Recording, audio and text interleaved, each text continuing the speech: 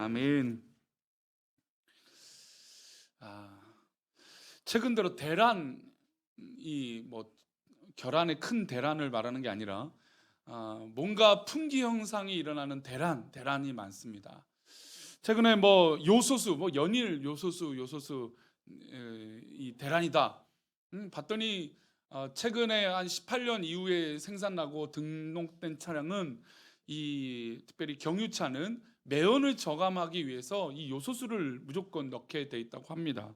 근데 이것이 이제 중국에서 수출이 거의 되지 않고 만들어지지 못하다 보니까 통제가 되고 한국의 그 물량이 부족해지니까 없어서 이제 대란이라고 얘기를 하죠.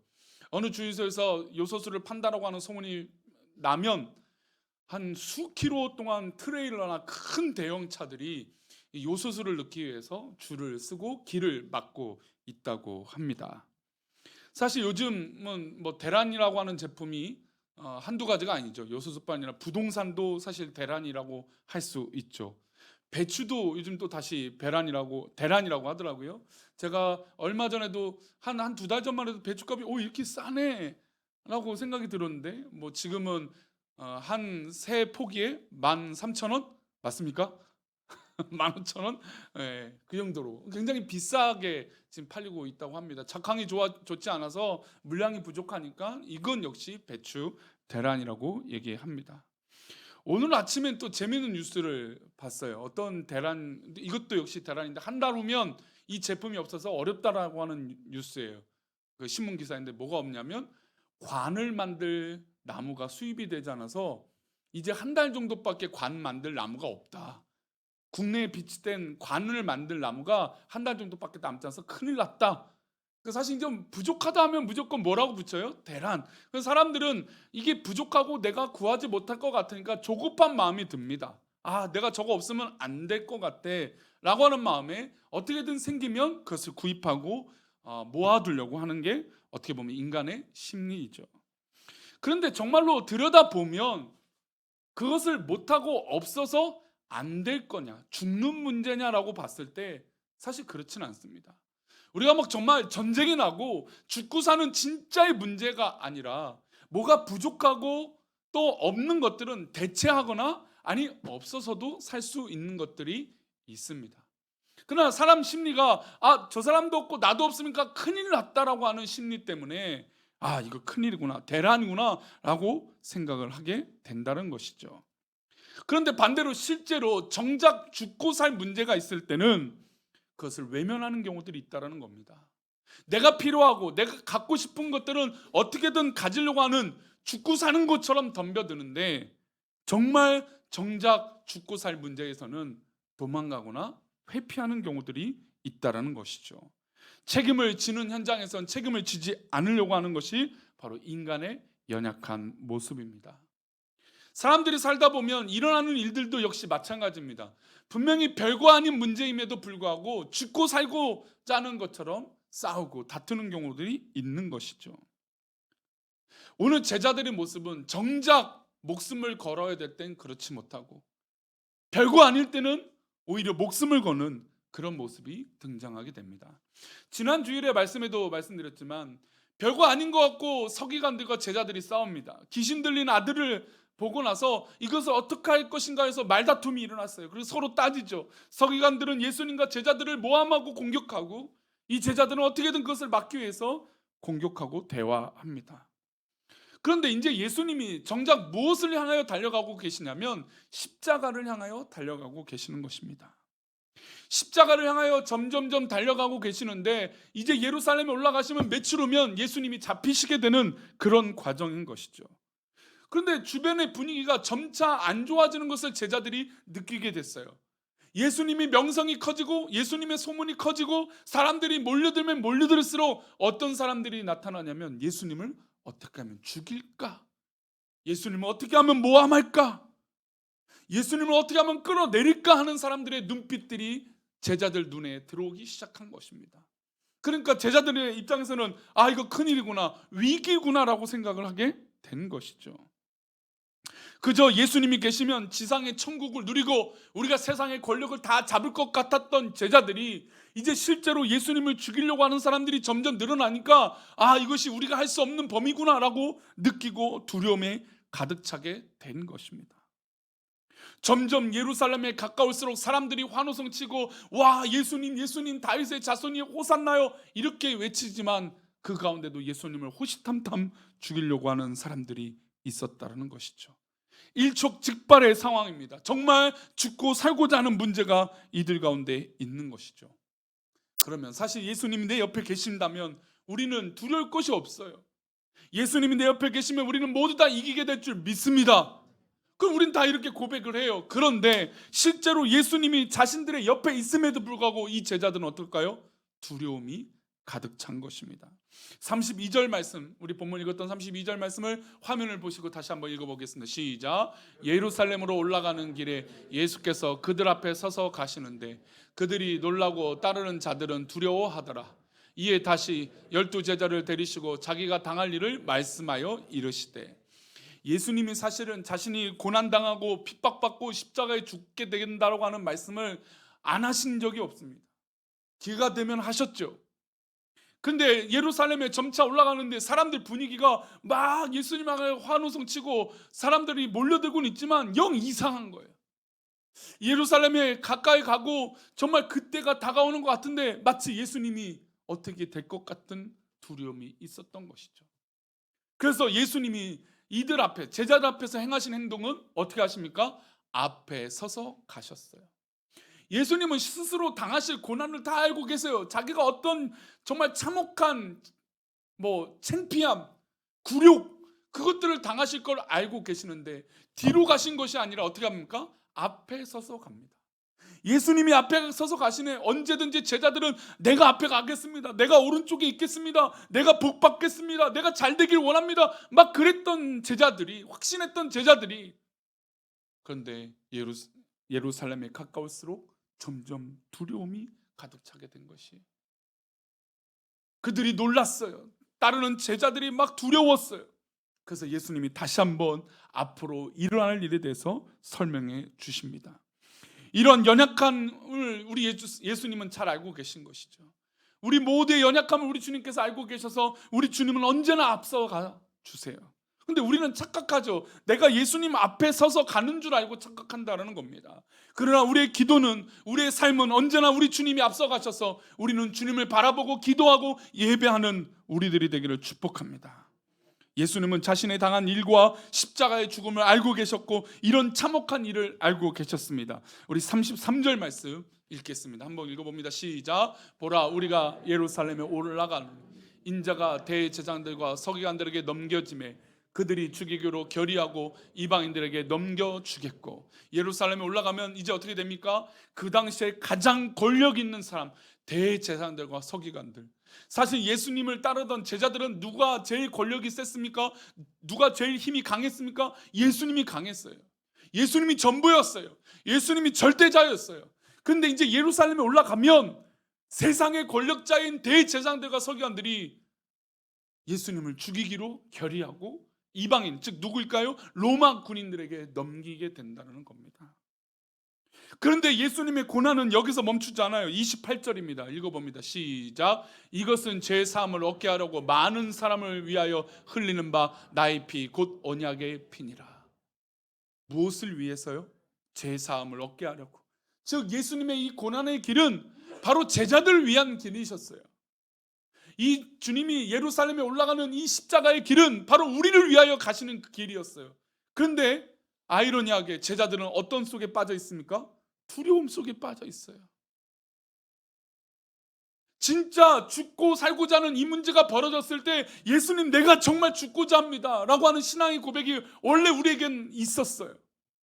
우리 성도님들 하나님의 은혜를 경험하면 그렇습니다. 주님, 내가 죽겠습니다. 내가 헌신하겠습니다. 나를 사용해 주세요 라고 고백했다라는 겁니다. 그런데 정작 그렇게 죽고자 할 때, 정작 그렇게 헌신할 그때는 내 자존심이 먼저일 때가 많다라는 거예요.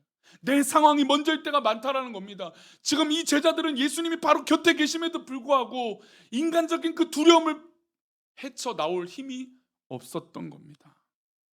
정작 주님께서 원하시는 그때는 도망가거나 두려움에 빠졌다라는 것이죠. 물론 이것이 우리 인간의 모습일 수도 있습니다. 이게 연약한 인간의 본연의 모습이죠. 그러나 우리 신앙인들이 다시 한번 고민해 봐야 됩니다. 우리가 그냥 연약하니까 포기하는 것이 아니라 우리가 정말 주님이 원하시는 그때 내가 여기 있습니다라고 말할 수 있는 그 사람이 누구인가라는 것이에요. 주님은 철저하게 우리를 위하여 그 십자가의 피를 흘리신 것이에요.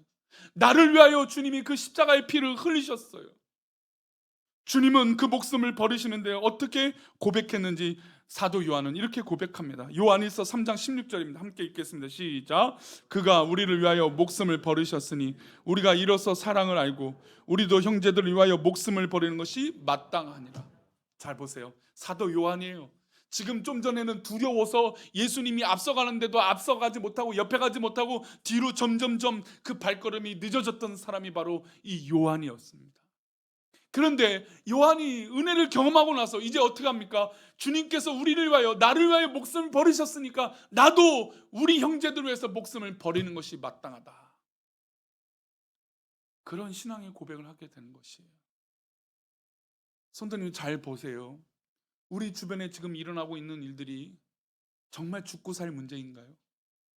내가 고민하고 염려하고 있는 또 그것이 자녀의 문제든 직장의 문제든 사업터의 문제든 여러 가지 고민하고 있는 그 문제가 진짜 죽고 살 문제인가요? 성도들과의 관계, 사람들과의 관계, 또 일어나는 현상들, 또 나에게 상처 주는 그 말들이 진짜 죽고 살 문제인가요? 사실 죽고 살 문제가 아니에요. 물론 100에 한 가지, 두 가지는 나를 정말 죽게 살 만큼 어렵게 만드는 문제도 있지만 정작 우리가 죽고 살 문제는 우리 형제와 우리 이웃을 위하여 주님께서 죽으신 것처럼 나도 그렇게 쓰임받는 것이에요. 그러니 성도님들, 내가 받는 고난과 두려움은 이제 주님 앞에 맡기는 것이에요. 주님 앞에 맡기고 그래 내가 형제들을 위하여 내 목숨을 마땅히 버리는 것이 당연하다. 그러면 우리 주님께서 아이고 그래 네가 이제 목숨을 버리는 거구나. 그래 잘 죽어봐라. 이렇게 하실까요? 그렇지 않죠. 우리 주님의 돌보심이 이미 예비되고 우리를 인도하여 주실 줄 믿습니다. 그 말씀이 로마서 8장 36절과 37절이에요. 넘겨서 8장 36절 보겠습니다. 로마서 8장 36절입니다. 화면을 보시고 함께 읽겠습니다. 로마서 8장 36절입니다. 읽겠습니다. 시작. 기록된 바 우리가 종이 주를 위하여 죽임을 당하게 되며 도살당하 양같이 여김을 받아다니다 함과 같으니라. 잘 보세요. 주님을 믿고 주님을 위해서 내 목숨을 걸고 내가 주를 위하여 헌신하며 살겠다라고 고백합니다. 그러면 어떻게 돼요? 도살당할 양같이 여김을 받아요. 우리 주님이 그렇게 취급을 받은 것처럼 우리도 그렇게 핍박을 받아요. 지금 한국교회는 세상을 향해서 얼마나, 세상이 우리 교회를 향해서 얼마나 핍박합니까? 그러면 우리는 상처를 받을 수 있어요. 그러나 이것이 상처가 아니에요. 왜요? 우리는 어차피 죽을 각오로 사는 인생들이에요. 한 번 사는 인생, 주님 앞에 살아갈 각오로 사는 인생들이에요. 그렇게 살고자 한다면, 그렇게 헌신하고자 한다면 우리가 너무나 잘 알고 있는 유명한 말씀 37절 말씀 함께 읽겠습니다. 이 말씀 읽고 마무리하겠습니다. 함께 읽겠습니다. 시작. 그러나 이 모든 일에 우리를 사랑하시는 이로 말미암아, 이게 진짜예요. 이게 진짜 우리 신앙은 이게 진짜예요. 별것도 아닌 것에 목숨 걸고 싸우고 망가지는 것이 아니라 진짜 주님께서 원하시는, 주님을 위하여 우리 형제를 위하여 내 목숨을 버리는데, 그런데 주님께서 그렇게 내버려 두시지 않는다는 겁니다. 이 모든 일에 우리를 사랑하시는 이로 말미암아 우리가 어떻게 됩니까? 넉넉히 이기게 되는 것인 줄 믿습니다. 이게 진짜입니다. 이게 우리 신앙의 목숨의 진짜는 이게 진짜예요. 우리가 지금 누리고 있는 거, 내가 하고 있는 거, 내가 말하고 있는 것들이 우리 가운데 진짜가 아니에요. 우리에게 진짜는 주님이 나를 위하여 십자가에 죽으신 것이고 나도 주님을 위하여 살겠노라 할 때 주님께서 오히려 우리를 통하여 넉넉히 이기게 해주신다는 것입니다. 그러니 성도님들, 나를 공격할 때 억울해, 속상해, 아이고 괴로워, 내가 억울해서 못 살겠네, 이겨냅시다. 우리 주님께서 우리를 넉넉히 이기게 하실 거니까. 우리 성도들끼리 있을 때도 그런 일이 있을 수 있어요. 인간적으로 살다 보면 그런 일이 있을 수 있어요. 별거 아닌데. 근데 우리 자존심이 허락이 안 돼요. 죽고 살 문제가 돼버려요. 그럼 한 번 더 고민해 봅시다. 내가 교회를 위하여, 하나님의 나라를 위하여, 우리 이웃을 위하여 주님 앞에 그렇게 사용되어지고 있는지, 우리는 철저하게 주님으로부터 시작되고 주님으로부터 살게 되는 인생들인 줄 믿습니다. 그러니 내게 주어진 환경 가운데 인간적인 모든 것들을 내려놓고 주님을 위하여, 우리 이웃을 위하여, 교회를 위하여 살아가는 믿음의 결단이 우리 가운데 있기를 축복합니다. 그러면 넉넉히 어떻게 된다고요? 할렐루야! 그러면 넉넉히 어떻게 된다고요?